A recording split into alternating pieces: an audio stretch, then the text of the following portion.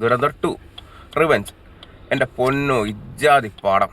സത്യം പറഞ്ഞു കഴിഞ്ഞാൽ പടം തുടങ്ങിയപ്പോൾ ഒരു വിഷമം ഉണ്ടായിരുന്നു, അക്ഷയ് ഖന്ന ഇല്ലല്ലോ എന്നുള്ളത്. പക്ഷേ ഞാൻ സ്പോയിലറായിട്ട് ഉള്ളതുകൊണ്ട് അതിൻ്റെ ഡീറ്റെയിൽസും കാര്യങ്ങളൊന്നും പറയുന്നില്ല. പക്ഷേ നമ്മുടെ രൺബീർ സിംഗ് അഴിഞ്ഞാടി. ദുരന്തർ 1 തീയായിരുന്നെങ്കിൽ ഇത് കാട്ട് തീയാണ്. ഒരു രക്ഷയില്ല, നമ്മൾ പ്രതീക്ഷിക്കുന്ന പോലെയല്ല പടം. അമ്മാതിരി പടം. നിനക്ക് ഇഷ്ടപ്പെട്ട? BGM മേക്കിങ് പക്ക ക്വാളിറ്റി. ഇത് എത്ര കോടി നിൽക്കുമെന്നുള്ളത് നമുക്ക് പറയാൻ പറ്റത്തില്ല. സൗത്തും നോർത്തും കംപ്ലീറ്റ് തൂക്കും. അമ്മാതിരി പടം. ഒരാൾ പോലും ഇത് തിയേറ്ററിൽ കാണാൻ മിസ് ചെയ്യരുത്. കാര്യം ഓൾറെഡി ഞാൻ കഴിഞ്ഞ ദിവസം ലൈവിലൊരു പരിപാടിയിൽ വന്നപ്പം, തമിഴ് പരിപാടി വന്നപ്പോഴും ഞാൻ ഈ ദുരന്തർ സിനിമയെ പറ്റി ഞാൻ പറഞ്ഞതാണ്. 3 ആഴ്ച വെയിറ്റ് ചെയ്ത് കഷ്ടപ്പെട്ട് അവസാനം ചങ്ങനാശ്ശേരി ഷോ ഉണ്ടെന്ന് അറിഞ്ഞിട്ട് അവിടെ പോയാൽ ഞാൻ ആ പടം വന്ന് കണ്ടത്.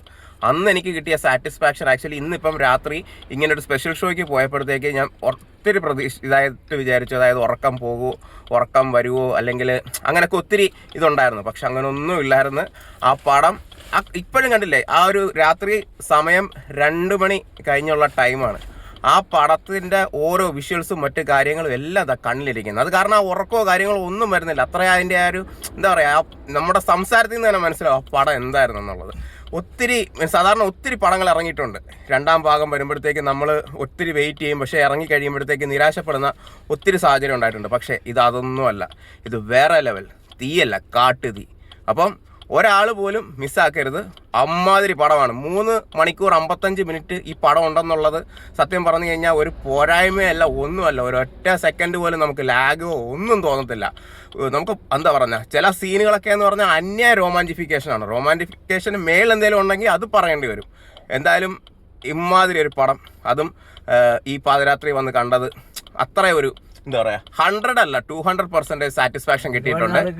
ഒരുപാട് നാളിന് ശേഷമാണ് ഇങ്ങനെ ഒരു പടം വളരെ പ്രതീക്ഷയിൽ ഭയങ്കര ഹൈപ്പിൽ വന്നിട്ട് അതിന്റെ ഇപ്പൊ 100% ഹൈപ്പാണ്, 200% അതിന്റെ സാറ്റിസ്ഫാക്ഷൻ ലെവൽ കിട്ടുന്ന ആദ്യമായിട്ടാണ്.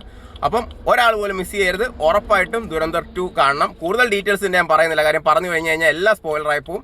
അതുകൊണ്ട് ഒറ്റ കാര്യം പറയുന്നു, രൺബീർ സിംഗ് ആദ്യം തൊട്ട് അവസാനം വരെ പൊള്ളിച്ചടുക്കി. എന്താ പറയാ, അത്രേ ഉള്ളൂ. അപ്പം ബാക്കി എല്ലാവരും പോയി കാണുക. ഓക്കെ, അപ്പം ഞങ്ങളുടെ എക്സ്പീരിയൻസ് ഞങ്ങൾ പറഞ്ഞു. Okay, by.